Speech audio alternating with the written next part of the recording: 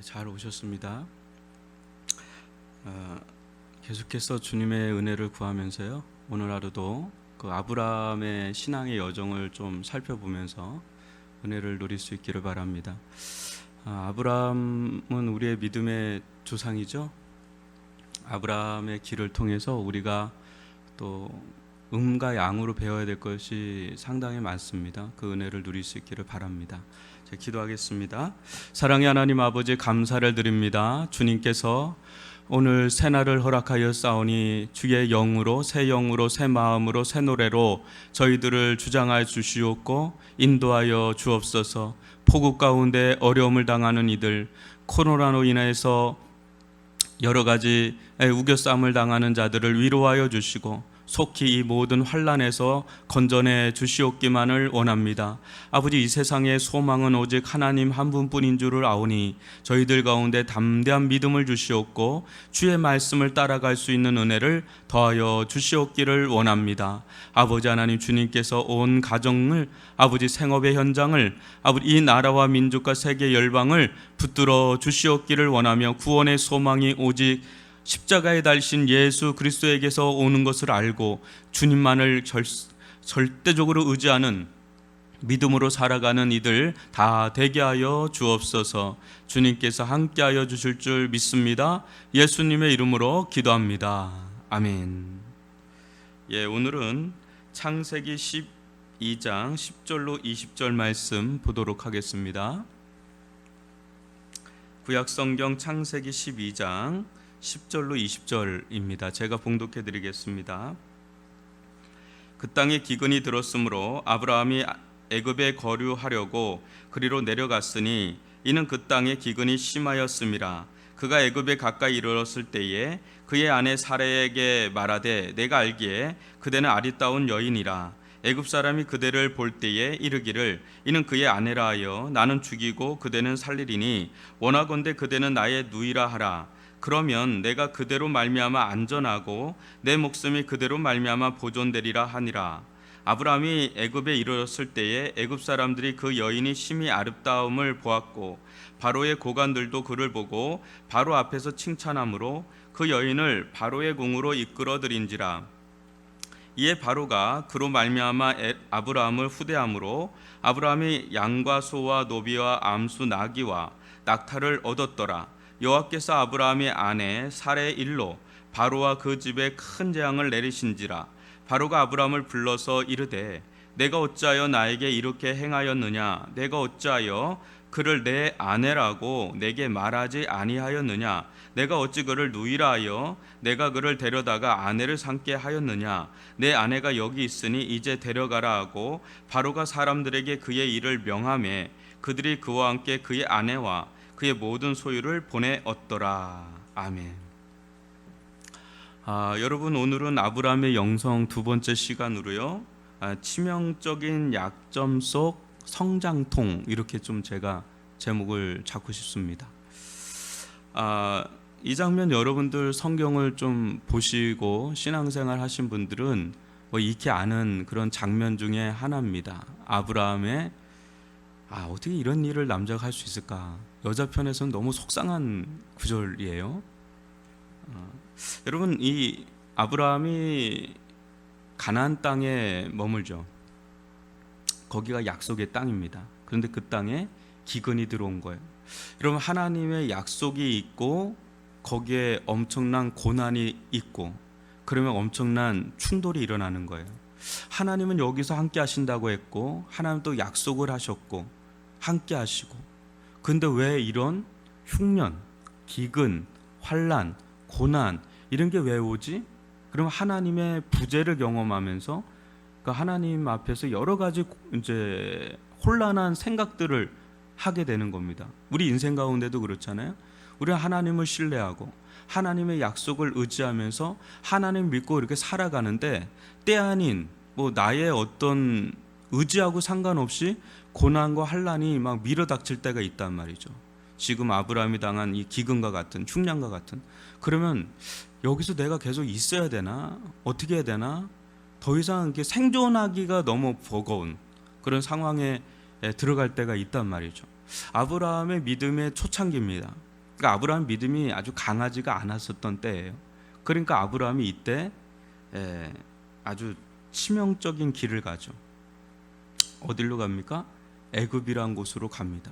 인간적으로 보거나 세상적으로 보면 이건 매우 당연한 길입니다. 왜? 자기 식솔들이 꽤나 많은데 이런 기근의 상황에서 뭐 대책이 있습니까?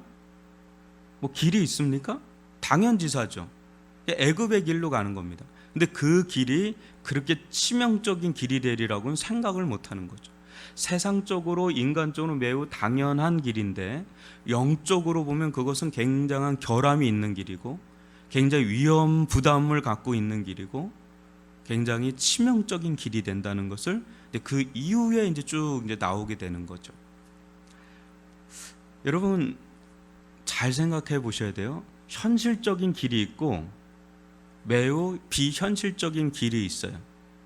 근데 이 두 가지의 길이 있는데 현실적인 길은 또 한편에서는 어쩔 수 없이 손해를 봐야 되는데 그게 뭐냐? 하나님의 말씀에서 멀어질 수 있는 길이 될 수가 있다는 거예요.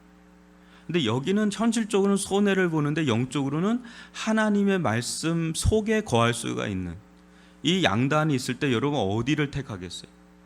이게 쉬운 거 아닙니다. 믿음이 있지 않고서는 현실적인 길을 가요. 좀 믿음 손해보고 영적으로 손해보더라도 내가 현재 먹고 살아야 되지 않겠나 하고 현실의 길을 택하는 순간부터 영적으로는 하나님의 말씀에서 멀어지는 길이 있어요. 우리 주변에서도 그런 분들을 막막 볼 때가 있을 거예요. 저 길로 가면 저분 안 되는데 저분 저거 세상적으로는 뭔가 될지 몰라 저기 가면 하나님으로부터 멀어지는 길인데 그런 분들 꽤나 보실 거예요. 언제 첫 번째 보죠? 결혼할 때. 딱 그때 한번 보죠. 또 언제 보죠? 직장 얻을 때. 이거 중요한 때가 있어요. 이게 사람이. 그럴 때 이제는 한참 돌아서 나중에 한 10년 넘어서 이제 애 들쳐업고 이제 오죠. 천부에 의지 없어서. 온갖 인생 풍파는 다 겪고 와요. 축 처져가지고. 그 돌아오면 다행이에요. 그나마. 근데 그런 경우들이 좀 있단 말이죠. 이제 아브라함이 이제 이 길을 갔는데 이제 어떤 일이 일어나냐면 이게 앞으로도 치명적인 약점으로 아킬레스건으로 드러나는 건데 이 사라예요. 사라가 나이가 적지 않거든요. 근데 굉장히 예뻤나 봐요. 여러분 잘 안 믿을 것 같아서 14절 보면 뭐라고 나옵니까? 애굽 사람들이 그 여인을 볼 때 그냥 아리따운 게 아닙니다. 심히 아리답다 그래요. 심히 아리답다. 그러니까 여러분 아름다운 아내를 얻고 있는 남편은 불안한 겁니다. 제가 굉장히 불안하거든요. 여러분들 아멘 하셔야지 이럴 때는. 그런데요 아브라함도 이걸 미리 알았어요. 그래서 13절에 보면 그대 나의 누이라 하라. 그리고 그대 이게 되게 쪼잔한 거죠. 나의 누이라 해서 내 목숨 좀 살려달라고.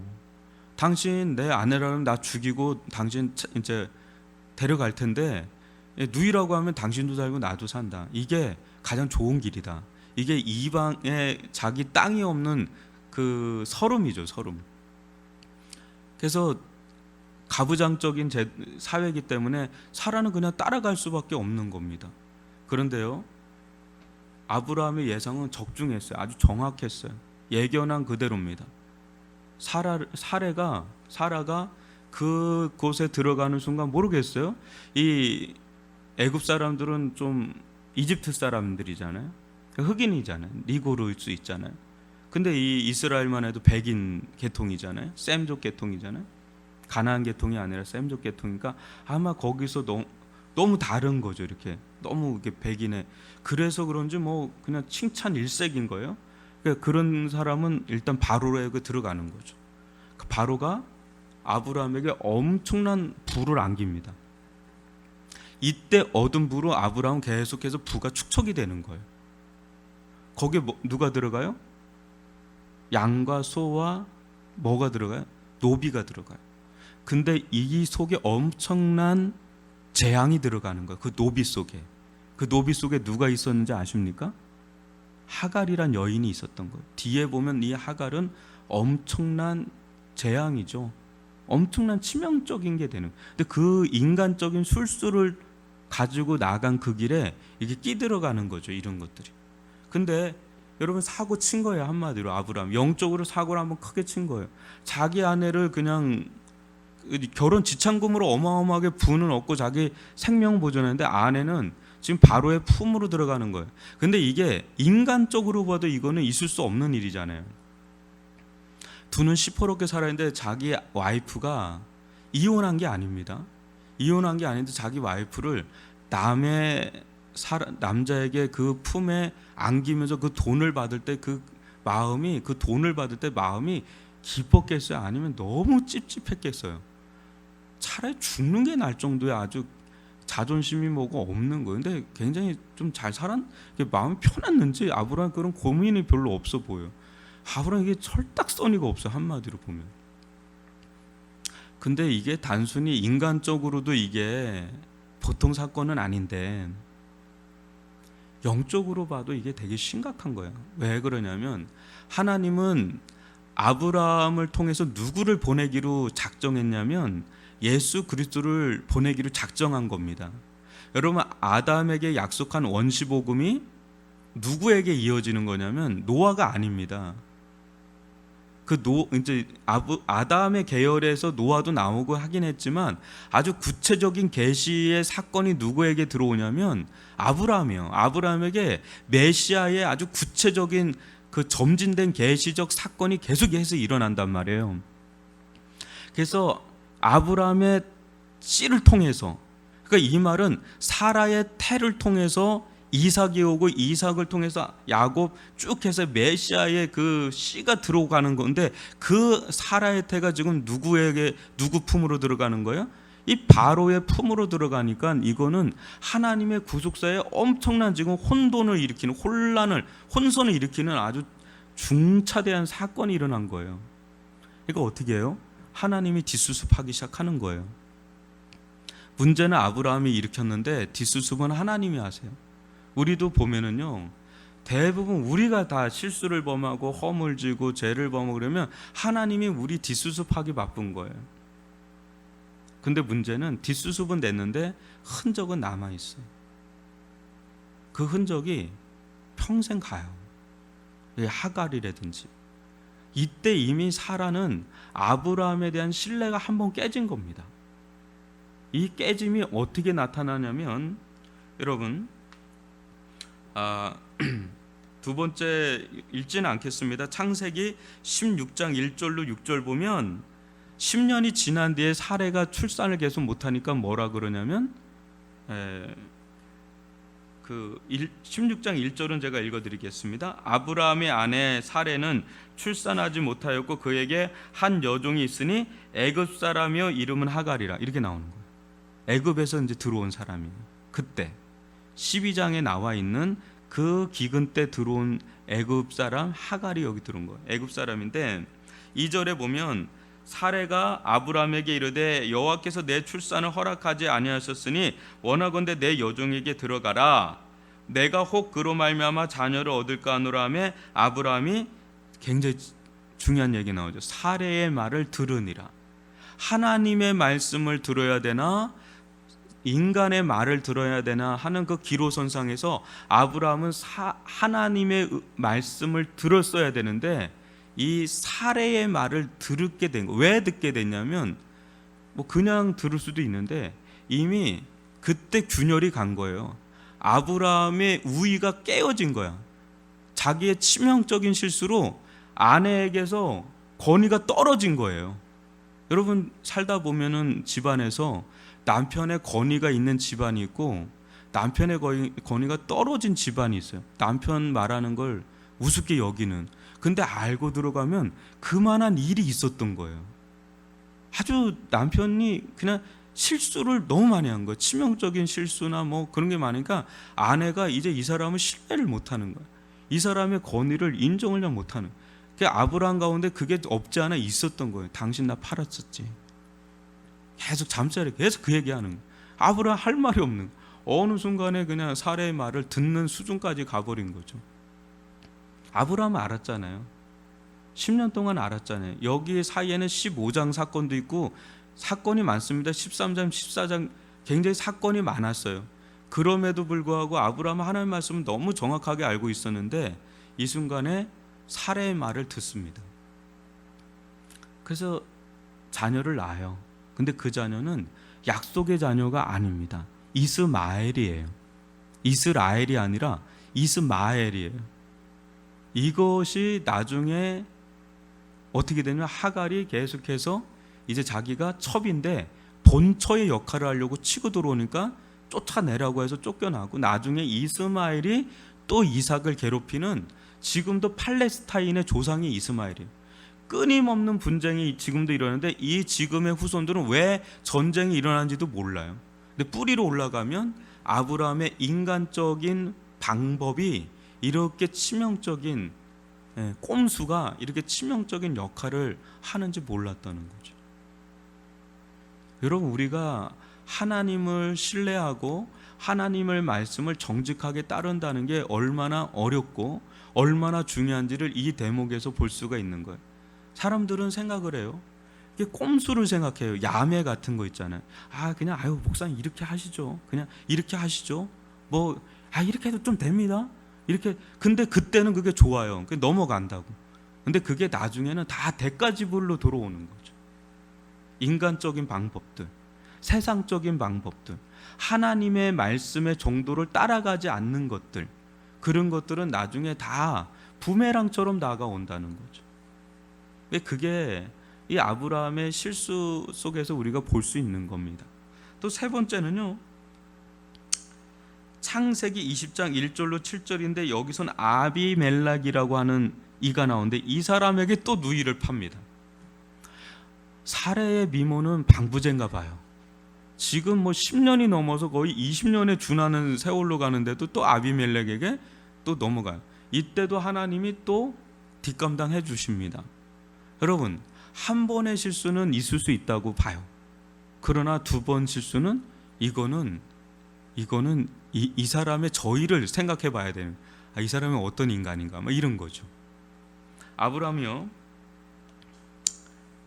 믿음이 약한 거예요. 하나님이 지키시고 인도하시고 하나님께서 함께 하신다는 것을 이미 수차례 경험이 있는데도 불구하고 또 아비멜렉이라고 하는 군대 장관 비골이라고 하는 이런 족장, 거기서 털을 잡은 족장 앞에서 또 두려워서 이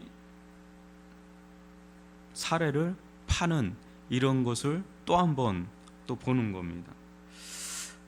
이게 또 이렇게 그때 당시 이게 효과가 있는 것 같은데 뒤에 가면 이게 또 치명적이잖아요. 사례의 태는 아브라함의 품에 있어야 되고 하나님의 품에 있어야 되는 걸 또 다른 데로 옮긴 거예요.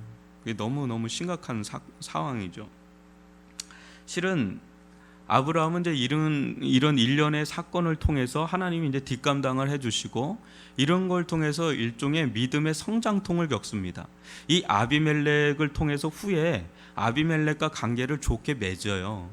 맺으면서 어디까지 눈을 뜨냐면 아비멜렉과의 관계 속에서 하나님은 영원하신 분이다라는 그것까지 눈이 뜨는 계기가 또 있습니다. 그 부분은 다음에 언제 기회가 되면 하면 좋을 부분인데, 하여튼 그런 걸 통해서 우리가 아브라함을 통해서 살펴볼 건 아브라함은 완벽하진 않았다라는 거예요. 우리가 생각하는 것처럼 그 사람은 대단한 믿음의 사람이었지만 완벽하지는 않았다는 겁니다. 매우 불완전했고 또 허물도 많았고 치명적일 정도로, 너무너무 치명적인 정도의 실수가 있었던 사람이에요. 그로 인해서 그는 아주 많은 고통을 받습니다. 1차 때도 그렇고 2차 때도 그렇고 3차 때도 그렇고. 여러분 1차 때도 그는 하나님께서 그걸 해결해 주셔서 망정이지 그거에 대해서 많은 묵상을 했을 거예요. 첫 번째 애굽으로 내려갔을 때 그 회복되는 과정에서 많은 묵상을 했을 겁니다. 많은 생각을 했을 거예요. 또 하갈을 통해서 이스마엘을 낳고 이스마엘이라는 애를 또 내보내고 이런 일련의 과정을 통해서 또 많은 그 마음의 고통을 겪으면서 또 생각을 많이 했을 겁니다.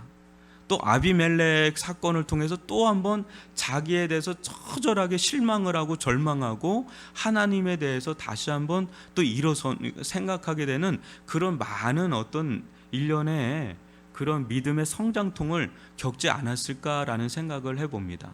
근데요, 우리가 바라봐야 될 건 어떤 실수나 허물 있잖아요. 이런 부분에서 깊이 깨달아야 되는 겁니다. 내가 어떤 자인지, 하나님 앞에 내가 지금 어느 지점에 서 있는지를 깊이 깨닫는 그것이 필요해요. 이게 반복한다는 거는 계속 그 부분에 걸려 있는 거예요. 반복하는 거는 그 부분에 걸려 있는 거예요. 끊어져야 되는 거예요. 끊어져야 될 문제에서 끊어져야 되는데 이게 반복된다는 건 아직까지 그 부분에 걸려 있는 겁니다. 근데 아브라함은 꽤나 오랜 세월 동안 그 부분에 걸려 있다는 걸 여러분 아실 거예요. 이 살의 문제는 아주 치명적인 아킬레스건이에요. 근데 아브라함은 뒤 이어 보면 그 부분이 이제는 극복이 어느 정도 돼가는 것을 또 보게 되죠. 여러분, 우리의 어떤 아브라함의 신앙의 여정 속에서 우리가 좀 살펴볼 수 있는 거는 뭔가 완벽한 이상적인 모습이 아니에요.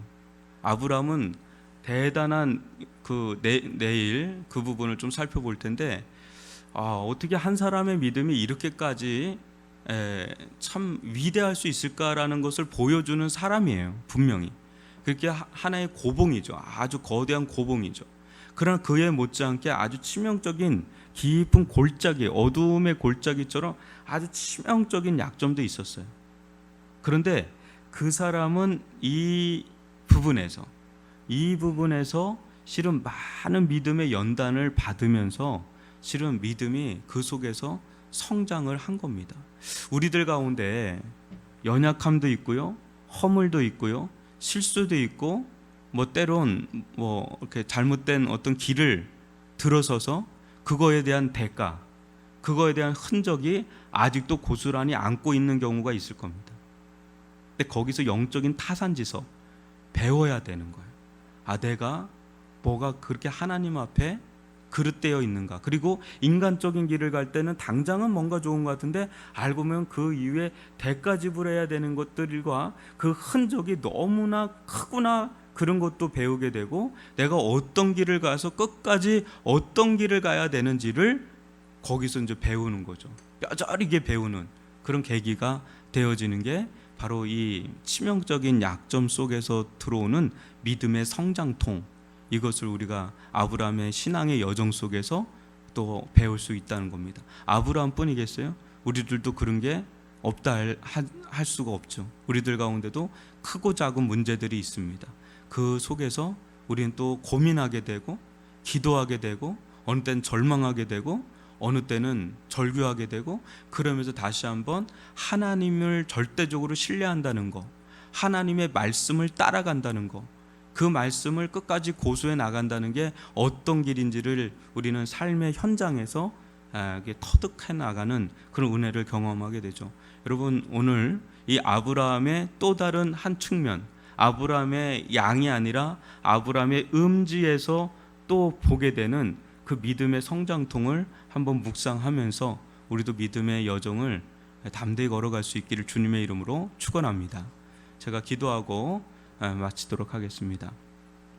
아버지 하나님, 주님께서 함께 해주시고 우리들 삶 가운데 주어지는 모든 일련의 길 속에서 하나님 다시는 이 실수와 허물이 주어지지 않도록 돌아보게 도와주시고, 어떤 상황 속에서도 하나님만을 의지하고 하나님의 말씀을 순전하게 쫓아나갈 수 있는 믿음을 저희들 가운데 허락하여 주옵소서. 치명적인 약점 속에서도 믿음의 성장을 이뤄나가는 그런 은혜를 누릴 수 있게 하여 주옵소서. 예수님의 이름으로 기도합니다. 아멘.